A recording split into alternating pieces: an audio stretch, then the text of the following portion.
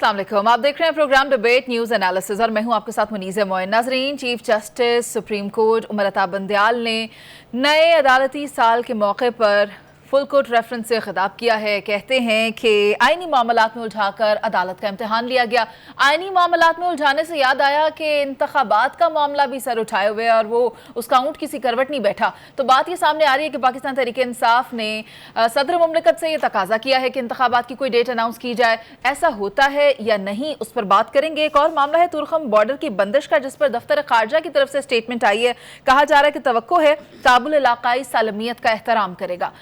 Panel में मेरे साथ नवीद चौधरी साहब, जावेद इकबाल साहब और पीजे मीर सर मौजूद हैं। तो गुफ्तगू का आगाज़ मैं करती हूँ। सबसे पहले पीजे सर आपकी तरफ आती हूँ। आपको क्या लगता है, चीफ जस्टिस साहब ने जो स्टेटमेंट दी है अदालती कार्रवाइयों के हवाले से कि आईनी मामलात में उलझाया गया, आपको क्या लगता है ये बात दुरुस्त है? देखें, ये एक फाइनल आप कह लो कि एक पार्टिंग शॉट होती है। फुल कोर्ट के सब जब बात होती है तो उन्होंने बिल्कुल कहा कि पहले जो कोर्ट्स थे, सुप्रीम कोर्ट 18,000 उन्होंने केसेस किए, इन्होंने 23,000 किए, विच is a good thing, start है।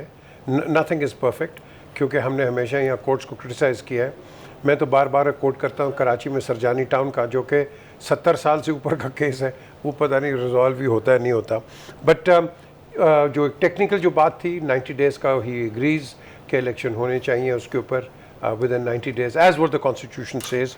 फिर जो अच्छी चीज़ मुझे लगी है कि उन्होंने कहा कि काजी फाइज़ ईसा एक अच्छे इंसान है, मुझे बड़ी रिस्पेक्ट है, मेरे डिफरेंसेस हुए हैं उनके साथ, होते हैं डिफरेंसेस, लेकिन eight the end of the day he is I have a lot of respect for him. ये बड़ी अच्छी बात की है।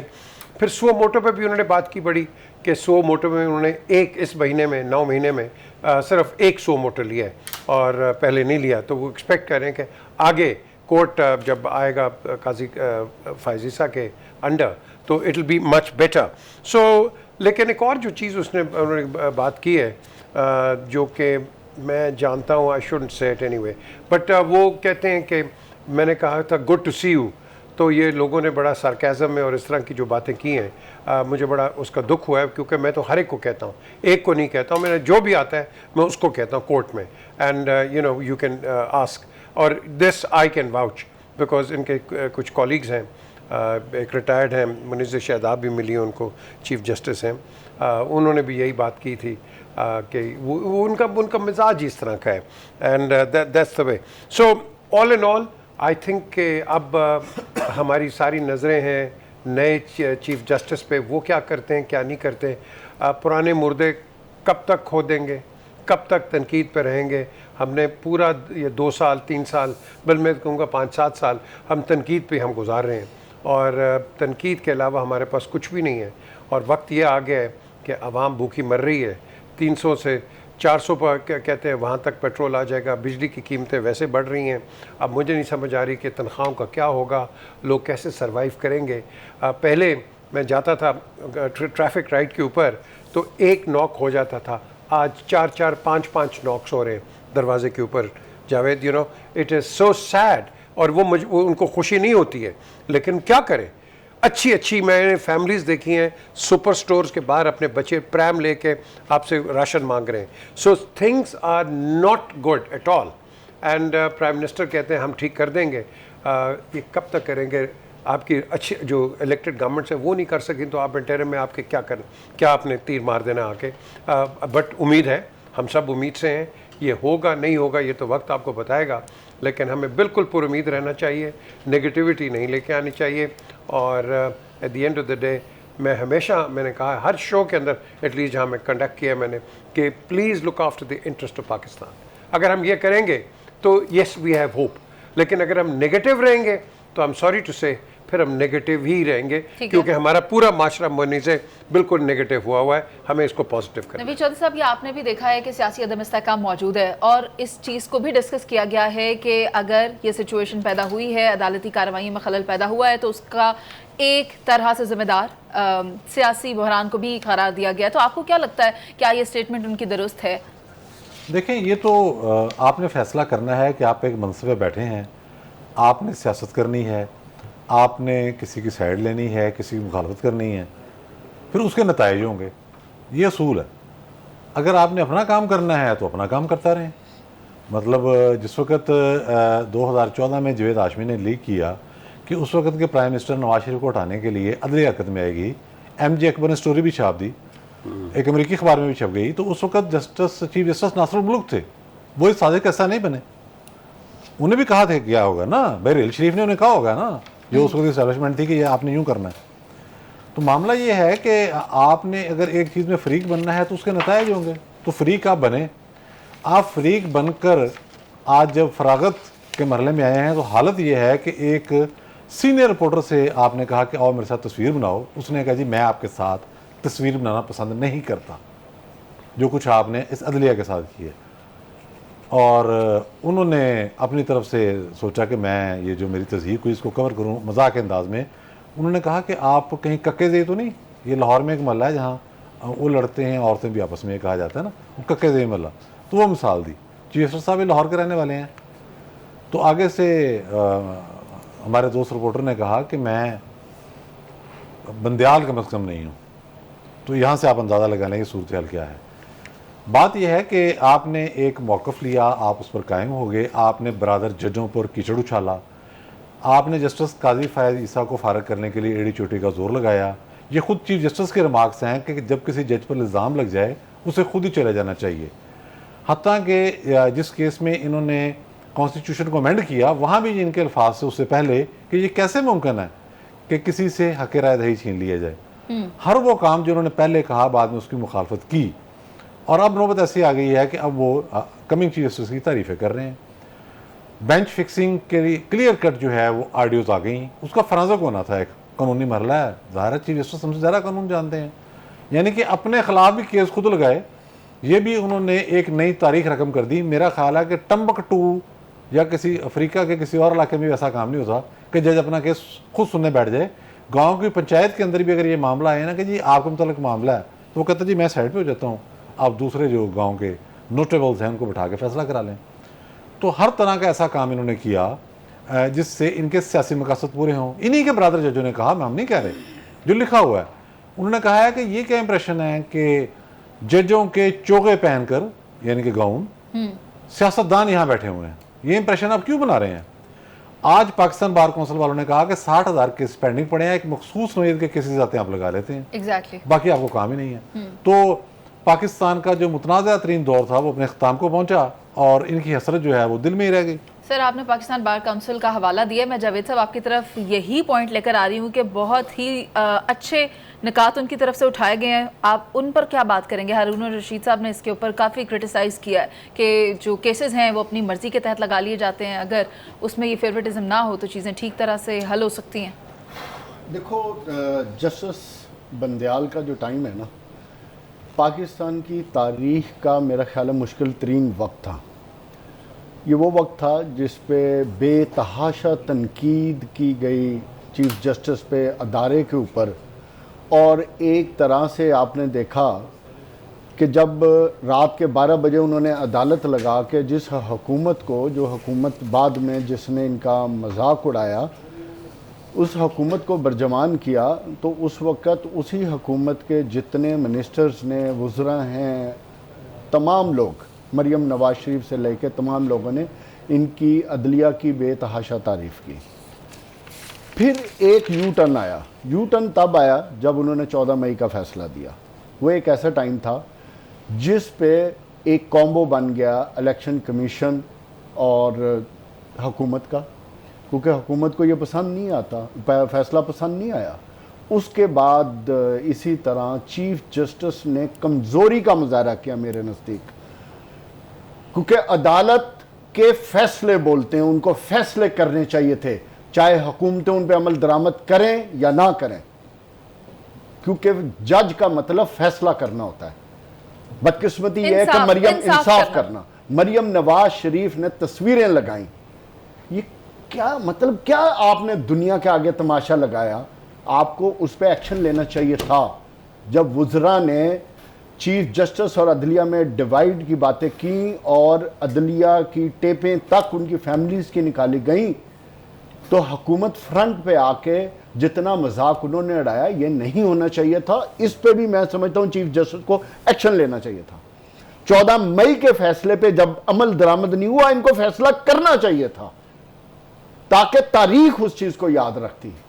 इनकी इस कमजोरी से मैं समझता हूं कि अदलिया में उनका नाम एक अच्छे चीफ जस्टिस के तौर पे नहीं लिया जाएगा। जस्टिस माइकल थे अमेरिका में, एक वक्त था कि उनके फैसलों पे हुकूमत अमल दरामद नहीं करती थी, लेकिन जब वक्त चेंज हुआ तो उन्हीं फैसलों पे फिर एक्शन हुए। पाकिस्तान में वक्त बदलते रहते हैं, और सबसे इंपॉर्टेंट चीज मेरे नजदीक जो भी चीफ जस्टिस हो वो पूरे अदलिया के निज़ाम का कस्टोडियन होता है, उसका चीफ होता है। उसके लिए कुछ नहीं हुआ, आम आदमी तो जलीलो खार हो रहा है। ये सारे फैसले इस एक साल में पॉलिटिकल एलीट के खिलाफ थे या उनके हक में थे, उनके साथ ही उनकी कन्फ्रंटेशन चलती रही है। आम आदमी, गरीब आदमी के केसेस का क्या हुआ? कुछ भी नहीं हुआ। उस पर क्या हुआ? उसमें क्या रिफॉर्म्स हुई? हुकूमत ने उनको ऐसा उलझाया, ना हुकूमत ने आम आदमी के लिए कुछ काम किया, ना अदलिया ने उनके लिए कुछ काम किया। हुकूमत के जितने फैसले देख लें, जो सू मोटो के ऊपर उन्होंने जो एक्ट लेकर आए, वो भी उनके अपने ऑब्जेक्टिव थे। ठीक, उसमें कोई आम आदमी के फायदा या नुकसान का नहीं था। चीफ जस्टिस ने जो सू मोटो लिया, वो भी उसका आम आदमी का कोई फायदा नहीं था। इवेंचुअली इस दौर में आइन को जिस तरह रोंदा गया, तो चीफ जस्टिस का काम था आइन को प्रोटेक्ट करना, जावेद साहब और वो उसमें बुरी तरह फेल हुए, मैं समझता हूँ। जावेद साहब आपकी बात पर याद आता है कि बने हैं अहले हवस, मुद्दई भी मुनसिफ भी, किसे वकील करें किसे मुनसिफी चाहें। आइनी मामलात को जवाज बनाया गया है और आइनी मामलात में ही इलेक्शन का मसला भी सामने है, जिसकी कोई तारीख सामने नहीं आ रही है। एक ब्रेक पर चलते हैं, वापस आएंगे, उस पर बात करेंगे। आप साथ रहिए।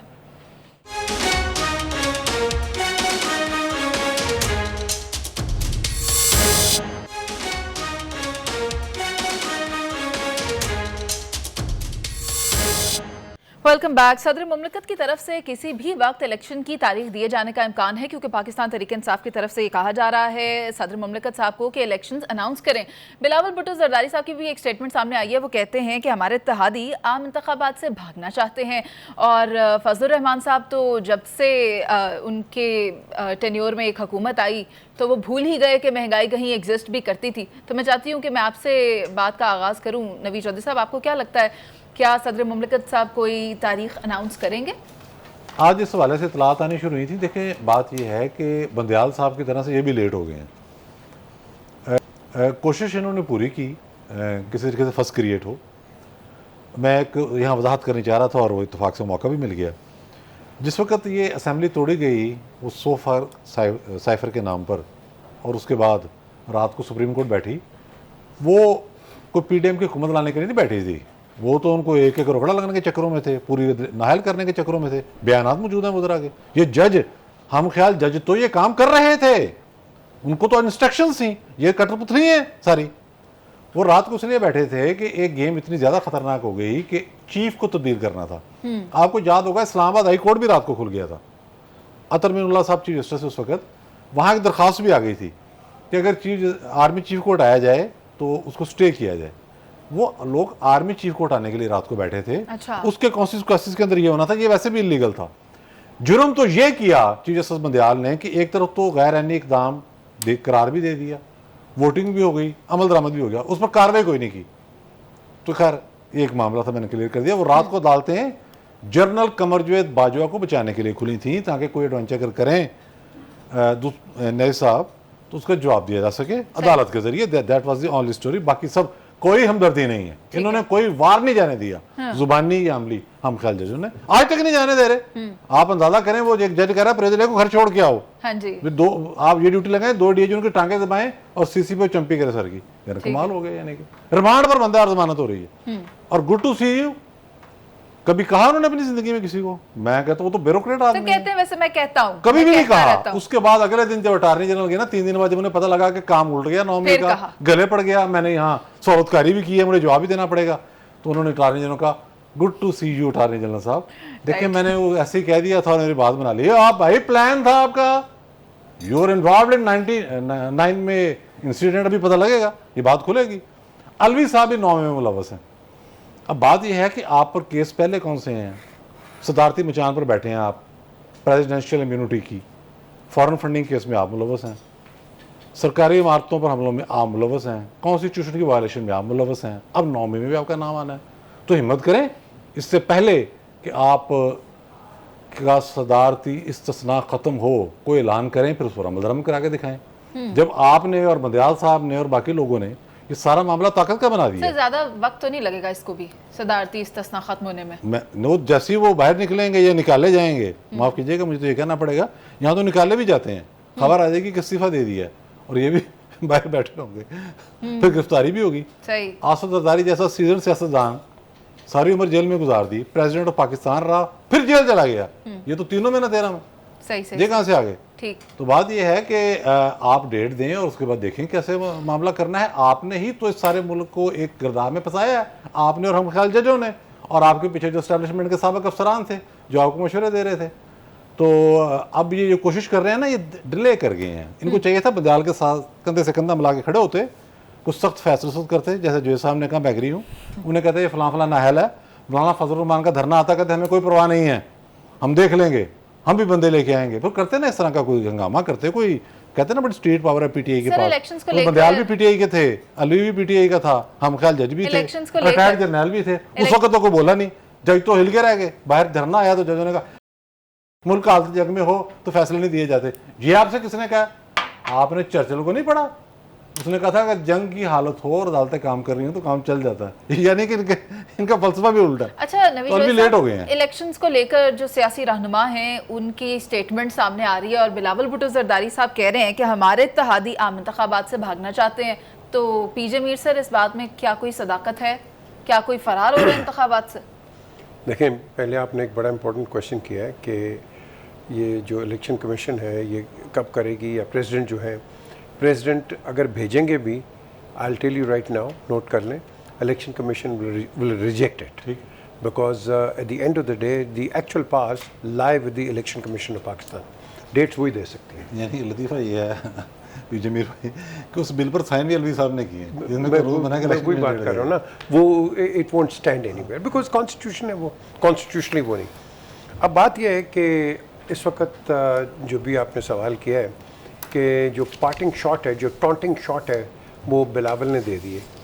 उन्होंने अपने जो उनके जो कहते हैं कि मेरे हमारे जो फॉर्मर पॉलिटिकल एलाइज हैं, मैंने हमेशा कहा हर शो के अंदर भी, ये एक वन सेंट्रिक आदमी के लिए पीडीएम कटी हुई थी, पहले भी हुई थी। मुझे याद है मैं तो वहीं था लंदन में जब ये मिलेनियम होटल पे वो इंटरकॉन्टिनेंट में साइन हुआ, तो कुछ ने एग्री नहीं किया, तो सारों ने ये मौलाना फजल रहमान और अशकज़ई ने, इन्होंने कहा जी MQM टेररिस्ट जमात है। तो जिसके बाद APDM नवाज शरीफ ने अगले कमरे में जाके बनाई मिसाक जमहूरियत की बात कर रहे हैं। हाँ, मिसाक जमहूरियत। तो बात यह है कि हम हर चीज़ को अपने एंगल से देखते हैं कि मेरे एंगल से ठीक हो। पाकिस्तान गया साइड में, हम पाकिस्तान को नहीं देखते, हम अपने पार्टीज़ को, और पार्टीज़ आएंगी जाएंगी, बड़ी बड़ी आए हैं। ये यूनियनिस्ट जो आए थे, क्या मुझे चीफ मिनिस्टर बना दो, खान अब्दुल कयूम खान बना दो मुझे, तो उसके बाद वो पार्टी छाड़ के आ गया। द क्वेश्चन इज, हम सब मुफाद परस्त हैं, हमें नेशनलिस्ट चाहिए। अब बात आती है कि गेम अभी शुरू हुई है, गेम ऑन है। बिलावल भुट्टो ने अपनी मैं समझता हूँ कि एक बड़ी ज़बरदस्त पार्टिंग शॉट खेली है। उन्होंने अच्छे लफ्ज़ों में तनकीद किए, ये मुझे अच्छा लगा। उन्होंने कोई ऐसी ज़बान, गैर मुनासिब ज़बान भी इस्तेमाल नहीं की, पॉलिटिकल ज़बान इस्तेमाल की है, so which is a good thing. And naturally उन्होंने कहा है कि MQM जो है इलेक्शन के अंदर अब ये भाग गई इसलिए बिकॉज वो उन्होंने PTI को आगे आने दिया। ये तो वक्त बताएगा कि PPP, PMLN या PTI, ये मैच बड़ा सीरियस मैच होना है। और इस सीरियसनेस की वजह से आप ये जो लकूनास देख रहे हैं, ये जो इधर उधर के आप देख रहे हैं, कोई इधर भाग रहा है उधर भाग रहा है, ये because of this, because they don't know ये टेस्टिंग वाटर्स के अंदर PTI कितनी तकड़ी आगे निकलेगी। ये आपको वक्त बताएगा, क्योंकि ऑल ऑफ अ सडन ये जो वेनिंग होती है ये इस तरह नहीं जाती, नोज डाइव नहीं होती। एक सेटबैक हुआ है, बिल्कुल हुआ है, there is no question about it, but these elections will be very critical. But at the same time मैं आपको ये भी बता दूं, these elections will not be accepted by anybody, because इतना गंद होना है इस इलेक्शंस के बाद कि मुनीज़े आपके सवाल ख़त्म हो जाने प्रोग्राम के अंदर, खुदा की कसम। बिकॉज आप कहेंगे ये क्यों हुआ, ये क्यों हुआ, बिकॉज ये होगा। तो इसीलिए जो जरदारी साहब कह रहे हैं कि जी पहले हल्का अपने बंदियाँ। नहीं जी अपने इकोनॉमिक हालात को, मैशी हालात को ठीक कर लो, बिलावल कह रहा है नहीं अभी करो। सो आप देखें कि यहाँ good cop bad cop sir भी हो मुझे रहा तो है। पॉलिटिकल गिमिक्री लग रही है क्योंकि ये नवाज बिल्कुल, ये well said, this is a political gimmickry. और इस पॉलिटिकल गिमिक्री के अंदर हमने एक चीज देखनी है, पाकिस्तान को आगे रखो, पाकिस्तान, दैट्स इट। और सर ये बात नवाज शरीफ साहब भी कर रहे हैं कि इंतखाबात की तारीख अनाउंस करो, और उसके ऊपर अगर बिलावल भुट्टो साहब की ये स्टेटमेंट देखूं तो फिर मैं वही कहूंगी कि ये सिचुएशन क्या हो रहा है जावेद साहब। सिचुएशन क्या हो रही है, नूरा कुश्ती हो रही है, टोपी ड्रामा हो रहा है, मुल्क का तमाशा लगाया जा रहा है, एक दूसरे पे ब्लेम गेम हो रही है, और क्या हो रहा है? कुछ भी नहीं हो रहा कि सदर डेट देंगे, इलेक्शन कमीशन डेट देगी, बिलावल इलेक्शन डिमांड कर रहे हैं, जिस मफरूर की आप बात की है वो इलेक्शन से मफरूरी अख्तियार कर रहे हैं। सो बुनियादी तौर पे आम आदमी का ये कंसर्न नहीं है कि डेट कौन देगा, आम आदमी तो डेट चाहिए, उसको आम आदमी को रिलीफ चाहिए, आम आदमी को ये जो कंफ्यूज्ड सिचुएशन है इसमें क्लैरिटी चाहिए, बिजनेसमैन को स्टेबिलिटी चाहिए, पाकिस्तान को इस्तेहकाम चाहिए, अवाम को कोई रास्ता चाहिए कि वो अपने मुआशी हालात को दुरुस्त कर सकें। आप अपनी लड़ाइयों में से नहीं निकल रहे, कोई चीफ जस्टिस के दुआले हुआ है, कोई सुप्रीम कोर्ट के दुआले हुआ है, कोई सदर पाकिस्तान के दुआले हुआ है, कोई इलेक्शन कमीशन के दुआले हुआ है, सारी अपनी अपनी 1.5 इंच की मस्जिद बना के डंडोरा पीटी जा रहे हैं, और पाकिस्तान की कौम और पाकिस्तान की मईशत बिल्कुल नीचे से नीचे जा रही है, पीछे भी नहीं जा रही, नीचे जा रही है। और हमें यह भी नहीं समझ आ रही कि हम दुनिया में आइसोलेट हो रहे हैं। फिर डॉलर तो क्यों? थोड़ा सा ऊपर आ रहा है। और ये देखो बात, वो एक लंबी कहानी है, उस पर अभी हम नहीं जाते। देखो बात यह है कि हमें इस मुल्क से कंफ्यूजन को क्लियर करना है, क्लैरिटी। आज मुझे बता दें, इस 24-25 करोड़ अवाम को पता है कि इलेक्शन कब होने? सर ये तो किसी को भी नहीं पता ना। तो यही तो चीज है, दुनिया में कौन से मुल्क में होता है? टर्की में सैलाब आया, सॉरी जलजिला आया, ठीक है, और जो पोल्स थे, पोल के मुताबिक तैयब अर्दगान हार रहा था इलेक्शन, इवन देन टाइम पे उसने इलेक्शन कराए, रन ऑफ इलेक्शन हुए, फिर वो जीत गया। किसी ने कोई क्रिटिसाइज किया? कहीं तो आपने उधर लड़ाई सुनी? आपने सुना कि सुप्रीम कोर्ट में एक पार्टी चली गई है, चूंकि जलजिला आया इसलिए इलेक्शन को आगे कर दिया? और यार ये कहां होता है? सिर्फ पाकिस्तान में ये होता है। क्यों होता है? इसलिए होता है कि यहां हर चीज ताकत की गुलाम है। हमने सुप्रीम कोर्ट की इतनी बात की, माजी में सुप्रीम कोर्ट ने क्या कुछ नहीं किया, लेकिन उस वक्त सुप्रीम कोर्ट ताकत के साथ थी, तो उसके फैसले भी माने जाते थे, अमल भी होते थे। इस दफा क्या था? इस दफा नहीं, ताकतवर हल्कों को नहीं मकसूद था इलेक्शन करवाने और फैसले, तो उसका क्या नतीजा हुआ? सुप्रीम कोर्ट का भी तमस्कर उड़ता रहा, किसी को कोई परवाह नहीं थी। और बात किसी एक अदारे की नहीं होती, यह पाकिस्तान की होती है। दुनिया को बेवकूफ नहीं है। आप आज एक फोन में पूरी दुनिया आपके हाथ में है, सबको पता है कि पाकिस्तान में क्या हो रहा है। आपको तो सऊदी अरब ने कहा था अपने अंदरूनी मामलात को पहले दुरुस्त करो फिर पैसों की बात करो। हमें अपने अंदरूनी मामलात को, अपनी डायरेक्शन को दुरुस्त करना है। जावेद, जो आप बात कर रहे हो ना, आपने बड़ी इंपॉर्टेंट बात की सुप्रीम कोर्ट की। मैं समझता हूँ कि हमने यहाँ, आप कहते हैं ना इज्जत, सुप्रीम कोर्ट ने वहाँ अपनी इज्जत गुमाई जहाँ इन्होंने जुल्फकार अली भुट्टो को फांसी दे दी। और यार पीछे बात ये है नहीं कर दिया कि आज वो तो खत्म हो गया ना, ये वो तो अब खत्म हो गया। 1977 को अब पीटते रहेंगे, हमने आगे नहीं जाना। सर सर, हम आगे जाने- आए हमें और यहाँ हमें तो आकर देखना फंस गए। ये है कि इस 1.25 साल 1.5 साल ने हमने अपने अदारों के साथ, अपने आइन के साथ क्या किया। जावेद साहब हमें एक बस ब्रेक का यार, कहा इसका जा रहा है। नतीजा क्या हुआ सियासी कि आपकी इस्तेहकाम मस्जिद ना डूब गई? होने की वजह से माशी अदम इस्तेहकाम मौजूद है, और उसी के पेश नजर हम सिक्योरिटी के खदशात भी पैदा हो गए हैं, और उसी पर हमें एक ब्रेक के बाद बात करनी है। तुर्खम बॉर्डर की बंदिश का मामला है। अभी चलते हैं एक ब्रेक पर, वापस आएंगे, आप साथ रहिए।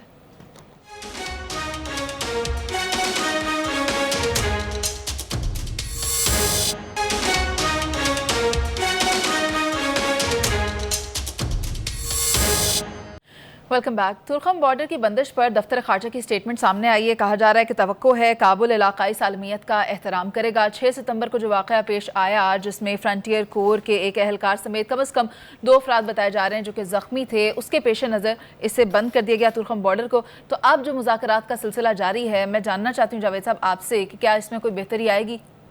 बेहतरी आनी चाहिए।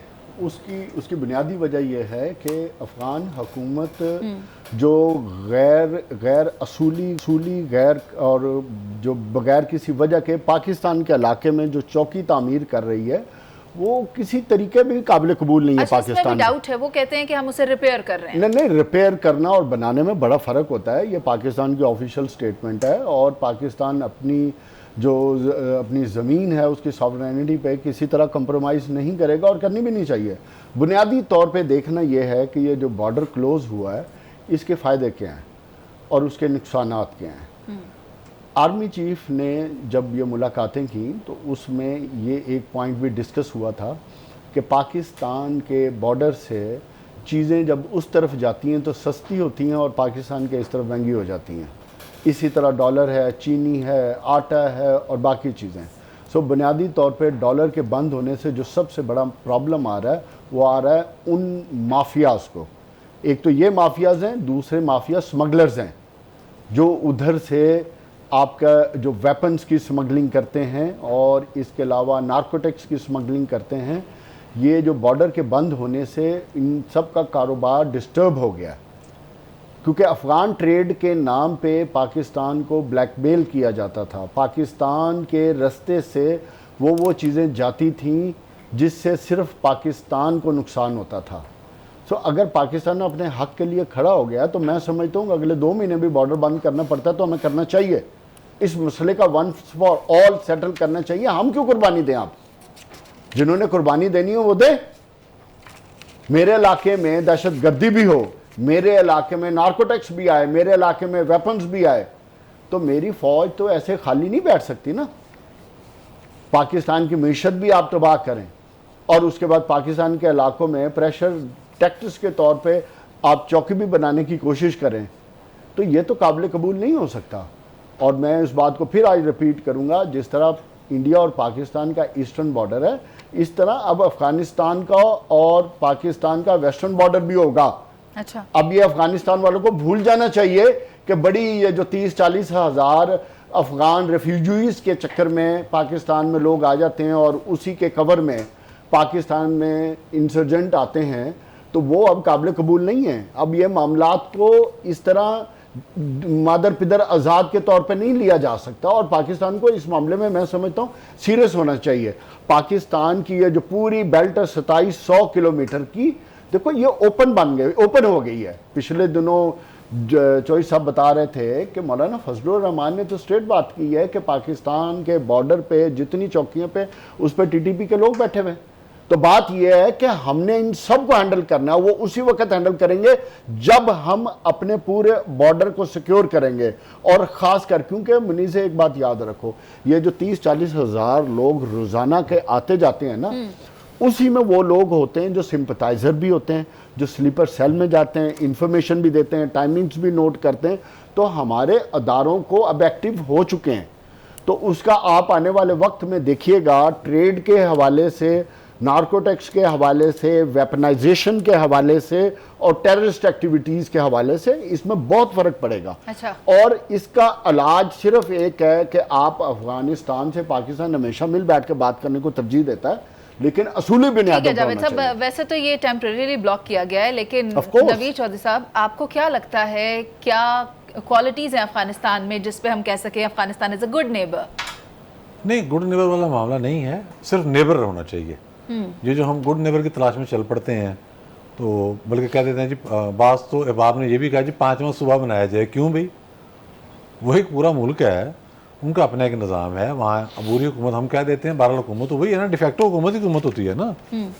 अगर कुछ जलावतन हुकूमत बना के बैठ जाए तो हुकूमत तो नहीं होगी वो। बात तो ये है कि अफगानिस्तान की जो इस वक्त हुकूमत है डिफेक्टो, उसे हमारी सरहदी सालमियत का एहतराम करना चाहिए और हमें उनकी सरहदी सालमियत का एहतराम करना चाहिए। इतनी सी बात है। जहाँ तक ट्रेड का ताल्लुक है तो ट्रेड को डॉक्यूमेंटेशन अगर आप करते जाएंगे तो ये ट्रेड तो लाजमी है। हमने और ट्रेड कहाँ करनी है? अपने हिस्से की चीज़ें यहाँ रखे, अगर हम उसको कानूनी तौर पर और जो वाजिब हुकूम है उसके मुताबिक वहाँ भेजते हैं और फिर अफगानिस्तान के रास्ते हम सेंट्रल एशियन स्टेट तक जाते हैं। बहुत ज़्यादा रॉ मटेरियल अफगानिस्तान के रास्ते पाकिस्तान में आता है। जी, सारा कुछ होता है ना, तो वो उसको तो डॉक्यूमेंट करना है आपने। अच्छा, अब ये है कि जो आर्मी चीफ ने जो बहुत अच्छी बात की है, जो उनके हवाले से सामने आई कि यहाँ जो गैर कानूनी तौर पर मुकीम अफगान माजरीन उनको हल निकाले ना भाई। वो शनाख्ती कार्ड उनके हों, शनाख्ती कार्ड अगर बन जाते हैं और दुरुस्त शनाख्ती कार्ड, ये नहीं कि जालिया बनवा लें, उसके बाद टैक्स नेट में उनको लेते हैं। अब तो बड़े बड़े होटल हैं यहाँ, छोटे नहीं हैं।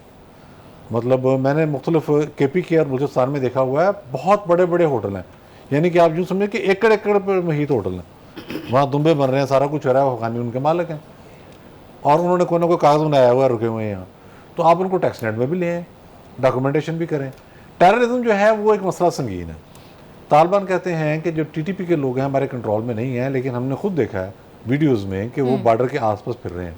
यहाँ तो उनको ताउन करना पड़ेगा, वो आके कुछ चीज़ें तय कर लें, अपनी साइड पे आप कर लें, हम और जो हमारी साइड है वहाँ हम कर लेते हैं।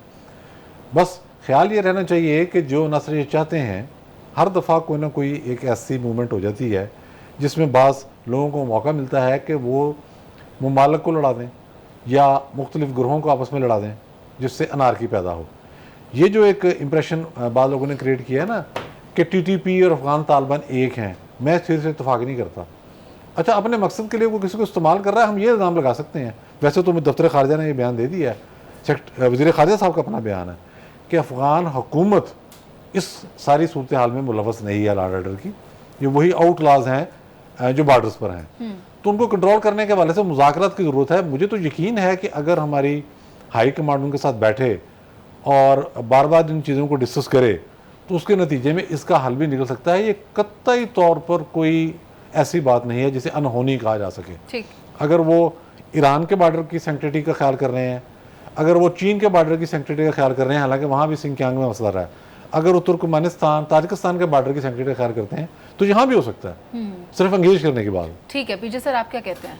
देखिए, बिल्कुल सही कहा, एंगेज करने की बात है। बिकॉज इस वक्त बिकॉज जो बॉर्डर बंद है, जो पेरिशेबल आइटम्स हैं वो पाकिस्तान में ख़त्म हो रहे हैं और ये नुकसान किसका हो रहा है? अफ़गानिस्तान का। तो number 1, Afghanistan is a landlocked country, तो उसका यहाँ से हमारा 2 बिलियन का आप कह लो ऑफिशियल ट्रेड है और 3 और 3.5-4 बिलियन का अनऑफिशियल ट्रेड है अफ़गानिस्तान के साथ। ये जब मैं गया था चैम्बर ऑफ कॉमर्स में गिलानी साहब के साथ, उन्होंने हमें बताया था वहाँ। अब क्वेश्चन उठता है कि हमने करना क्या है?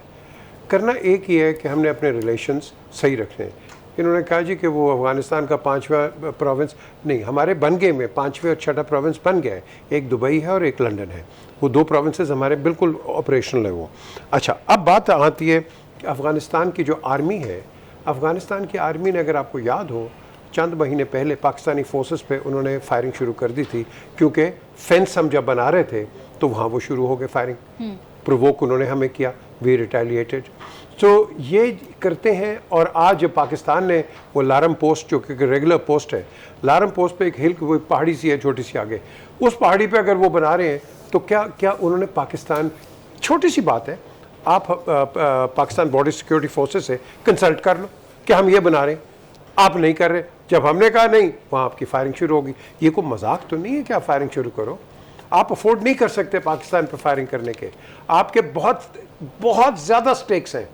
क्योंकि अगर अगर ये जिस तरह जावेद कह रहा है, अगर हम इसको लैंडलॉक कर देते हैं ये तो ख़त्म हो जाएगा, और इसका जो फिर रीरूट करके कहीं से आप लाएंगे, it's just not viable at all. आपने ये 3-4 दिन बॉर्डर बंद किया है, तो आप देख लें डॉलर की क्या सिचुएशन है और फूड आइटम्स की क्या सिचुएशन है उधर। इसलिए मैं कहता हूँ बॉर्डर्स खोले रखें, बट हमारी जो बातचीत है दैट मस्ट नॉट स्टॉप। यही हम इंडिया को कहते हैं। इंडिया थोड़ा उसको कोई तकलीफ होती है, रूसी दुल्हन की तरह बॉर्डर बंद कर देती है और you know all of a sudden Pakistan पे इल्ज़ामात लगाना शुरू कर देते हैं।